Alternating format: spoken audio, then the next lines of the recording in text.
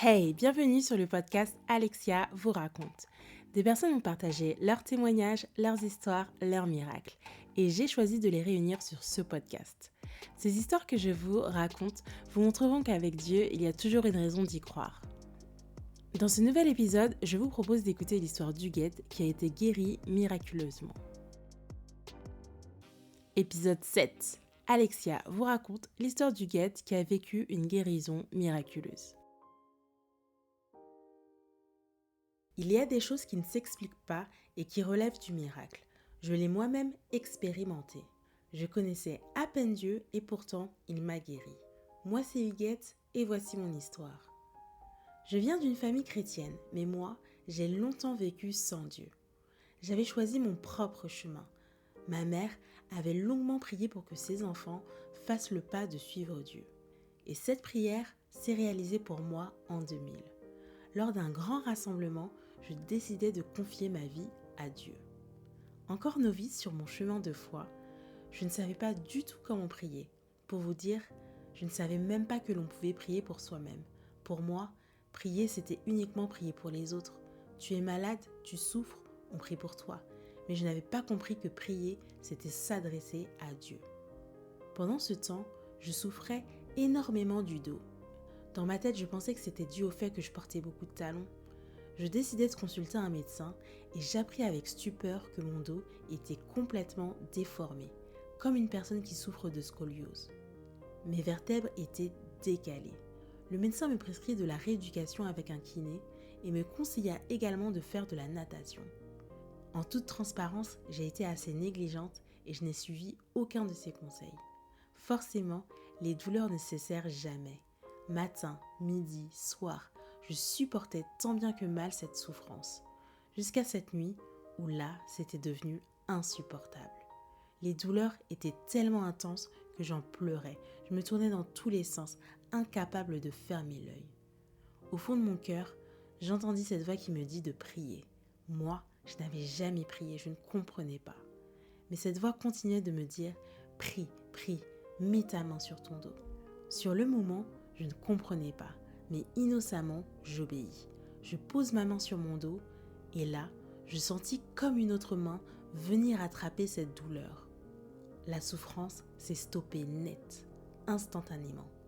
Je venais de vivre une guérison divine et je pus m'endormir en paix, comme un bébé.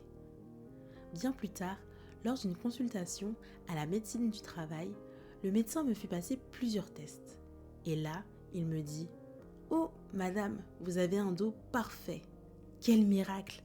Auparavant, on pouvait très clairement voir la déformation et là, un médecin me dit que mon dos est parfait. C'est là que je compris que Dieu m'avait littéralement guéri.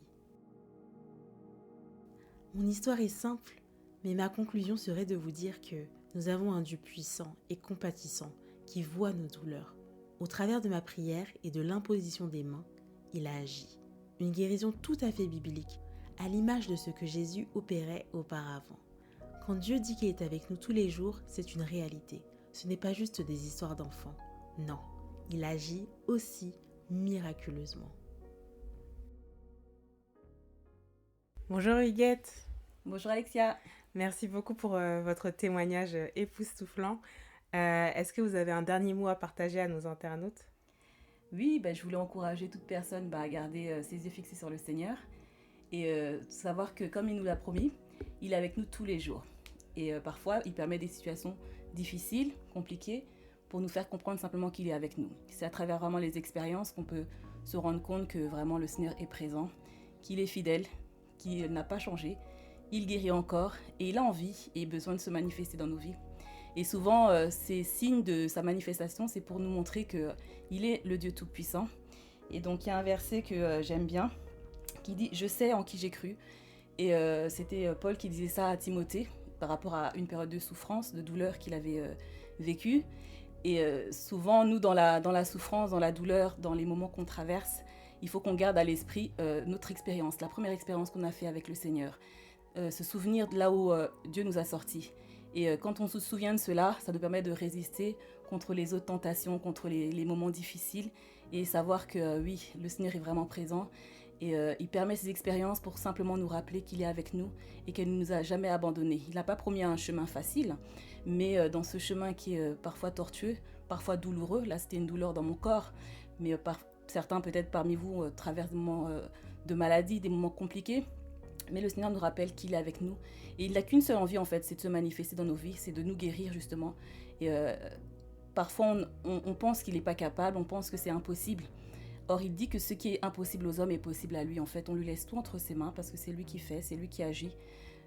Il faut se laisser faire et simplement croire. Dieu a juste besoin de notre foi, de nous laisser guider par peut-être cette voix qu'on entend, comme moi j'ai entendu cette voix, ou simplement par sa parole qui nous rappelle qu'il est le même hier, aujourd'hui, éternellement, et ce qu'il a fait hier, il est encore capable de le faire aujourd'hui. Donc je voulais vous encourager, vraiment que ce témoignage puisse bénir et encourager quelqu'un qui peut-être à travers ce témoignage sera restauré aussi et guéri. J'espère que ce témoignage t'a fortifié et encouragé. Si toi aussi tu souhaites que je raconte ton histoire, n'hésite pas à m'envoyer un mail sur alexiavouraconte@gmail.com ou envoie-moi simplement un DM sur Instagram alexiavouraconte. Et pour finir, n'hésite pas à mettre des petites étoiles et des commentaires sur l'application sur laquelle tu écoutes ce podcast afin de le rendre plus visible. À la semaine prochaine!